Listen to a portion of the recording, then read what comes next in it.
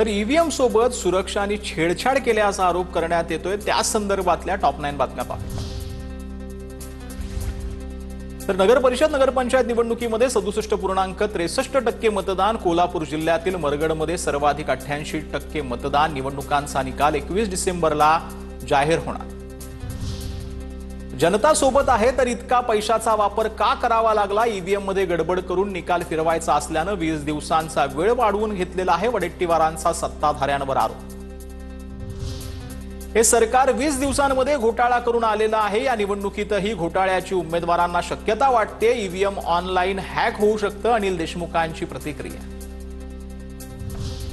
न्यायालयाने निकाल पुढे ढकलण्याचा घेतलेला निर्णय अव्यवहार्य आहे। राजू शेट्टींची प्रतिक्रिया। सहकारी पक्षच आता भाजपवर आरोप करत असल्याचं निवडणूक आयोगाने भूमिका मांडल्याची माहिती जी आहे ती आता समोर आली आहे।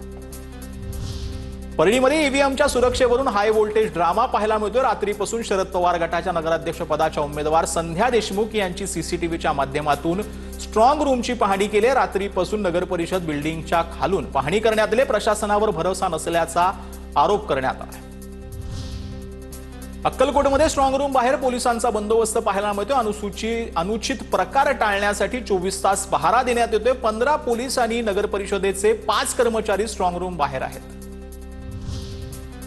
गोंदियाच्या सालेकसातील ईव्हीएम छेडछाडीच्या आरोपांनंतर तणावपूर्ण शांतता पाहायला मिळते। ईव्हीएम छेडछाडीवरून आक्रमक झालेली गर्दी पांगवण्यासाठी पोलिसांकडून बळाचा वापर करण्यात येतोय।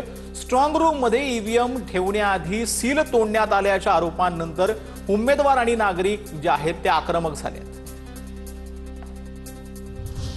सांगलीच्या आष्टीमध्ये झालेल्या राड्याच्या पार्श्वभूमीवर स्ट्रॉंग रूम बाहेर आता पोलिसांचा पहारा पाहायला मिळतोय। स्ट्रॉंग रूमच्या बंदोबस्तासाठी 256 पोलिसांची नियुक्ती ईश्वरपूर आणि तासगाव मध्ये जे दंगल नियंत्रण पथक जे आहे ते तैनात करण्यात आले आहे।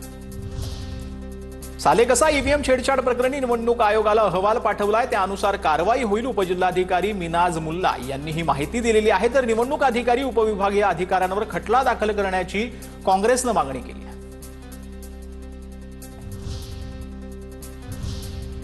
तर मनपा निवडणुकांची रणधुमाळी काही दिवसांवरती आलेली आहे। त्या संदर्भातल्या टॉप 9 बातम्या पाहूया। महानगरपालिकांच्या मतदार याद्यांमधील संभाव्य दुबार मतदारांचा काटेकोरपणे शोध घ्यावा। राज्य निवडणूक आयुक्तांच्या सूचना।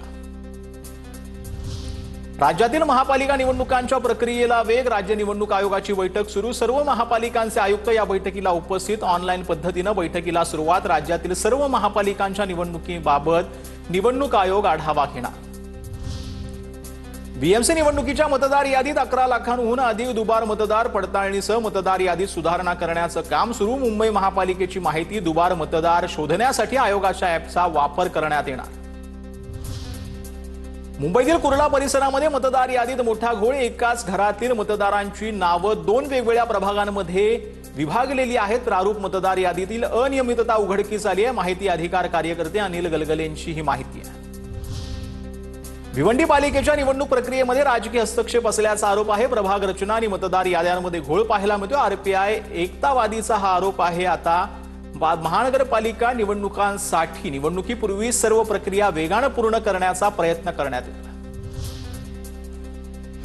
दुबार मतदारांची नावं शोधण्याची बीएमसीची डोर टू डोर मोहीम बंद आहे। आता सध्या प्रक्रिया अवघड असल्यामुळे मोहीम बंद करण्यात आली। बीएमसीने ही माहिती दिली आहे। दुबार मतदार शोधण्यासाठी निवडणूक आयोगाचा ॲपचा आता वापर होणार आहे। राज्य निवडणूक आयोगाची मनपा आयुक्तांसोबत बैठक झाली आहे। 10 डिसेंबरपर्यंत राजकीय पक्षांकडून आलेल्या सूचना आणि हरकतींचा आढावा जो आहे तो घेण्यात आला। मुंबई महानगरपालिका निवडणुकीच्या प्रारूप मतदार यादीतील त्रुटींवरती ठाकरेंची शिवसेना आणि मनसेचा आक्षेप आहे। आणखी 17 डिसेंबर 2025 पर्यंत मुदतवाढ देण्यात यावी। ठाकरेंची शिवसेना आणि मनसेचे राज्य निवडणूक आयुक्तांना पत्र पाहायला मिळतं। भाजपा कार्यालयात पत्त्यावरती बोगस मतदारांची नोंद करण्यात आली। मनसेचे प्रवक्ते योगेश चिलेंचा हा नवा आरोप आहे। तळोजा शहरातील भाजपा कार्यालयावरती बोगस मतदारांची नोंद असल्याचा आरोप करण्यात येतो। आता बघूया दिवसभरातील मोठ्या टॉप 9 बातम्या। विवाह सोहळ्यानिमित्त राज ठाकरेंचा 2 दिवस दिल्लीत मुक्काम असणार आहे। अमित ठाकरेंच्या मेहुण्याचा उद्या दिल्लीमध्ये विवाह सोहळा आहे। अनेक राजकीय मंडळीही विवाह सोहळ्याला हजेरी लावणार आहे।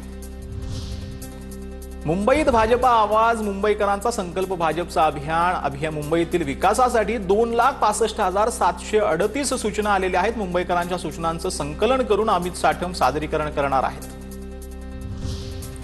पुण्यातील नवले पूल परिसरातील अपघात शून्यावर आणण्यासाठी उपाययोजना करावी। संसदेत सुप्रिया सुळेंकडून प्रश्न उपस्थित, योग्य ती कार्यवाही केली जाईल। केंद्रीय रस्ते महामार्ग मंत्री नितीन गडकरी यांचं आश्वासन।